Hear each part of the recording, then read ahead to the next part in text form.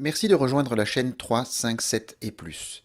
Pour être tenu au courant de la mise en ligne de toute nouvelle vidéo, n'oubliez pas de vous abonner et d'activer la petite cloche.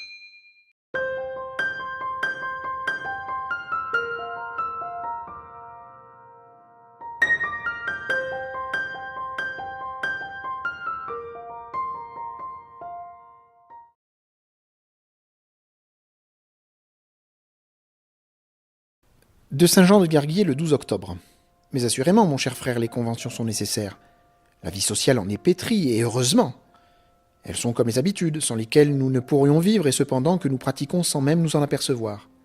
Seulement voilà, l'homme qui ne vit que par habitude n'est guère qu'un automate.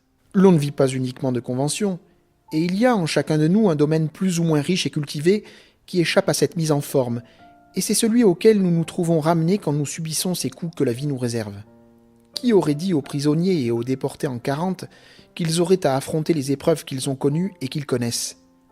Sur quoi a reposé leur morale? Sur l'illusion d'un secours extérieur? Sur la volonté de réussir une évasion? Sans doute. Mais jour après jour, ils ont dû se trouver aux limites du désespoir. Ils n'ont plus eu qu'eux-mêmes pour secours. Je sais bien que certains croient en Dieu, c'est-à-dire qu'ils pensent qu'une puissance quelconque préside à leur destin.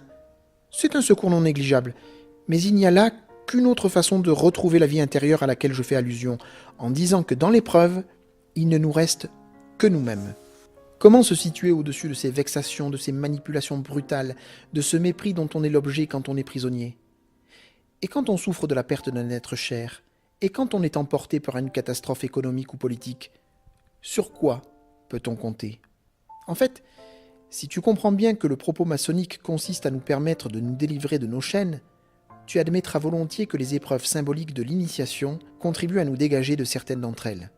Réfléchis à ta tenue, ni nu, ni vêtu, et demande-toi si la respectabilité est liée aux vêtements.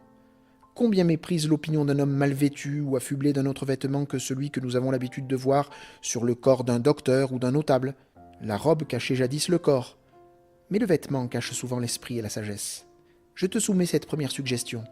Es-tu capable de conférer autant d'importance au propos d'un clochard qu'à celui d'un personnage en smoking? Amicus.